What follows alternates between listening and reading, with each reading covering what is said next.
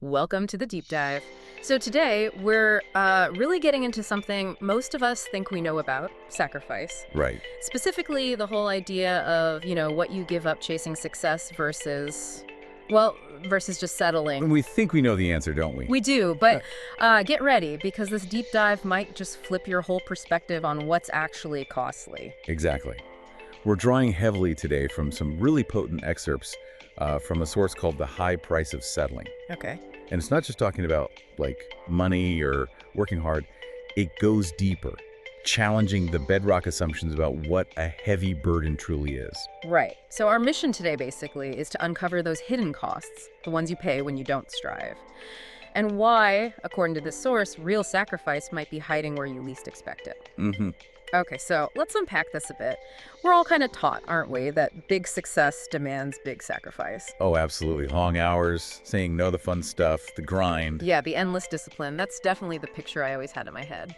But what's really striking about The High Price of Settling is how it tackles that head on. How so? Well, it reflects, and I'm paraphrasing slightly, I used to wonder if getting wealthy meant too much sacrifice, time, effort. The dream. Right, the standard view. But then comes this realization, this twist. But then I realized that mediocrity came with an even heavier burden. Wow, okay. An even heavier burden that stops you in your tracks. It's a total reframe. It shifts the focus from the cost of action to the cost of inaction. And this heavier burden isn't just like a vague feeling. The source gets specific, doesn't it? It does. It talks about constant stress, financial insecurity, and unfulfilled potential. Oh, yeah, you can feel that low hum of worry about bills, maybe. Or just the drag of a job that pays the bills, but leaves you feeling empty. Or that pang you get, the what if I'd actually tried that thing? When you see someone else doing it, it paints a really different picture of expensive. Exactly. And connecting this to the bigger picture, it just completely challenges conventional wisdom. How specifically? The material flat out states, true sacrifice lies in settling for less, not in striving for more. Okay, let that sink in. True sacrifice is in settling. It really makes you ask, right? If the effort and discipline of aiming high, which feels like sacrifice, is actually lighter than the ongoing weight of settling, The weight of regret and just not quite getting there. then what does that tell us about the choices we make every day? It totally reframes what we should actually be cautious about, what we should maybe fear a little.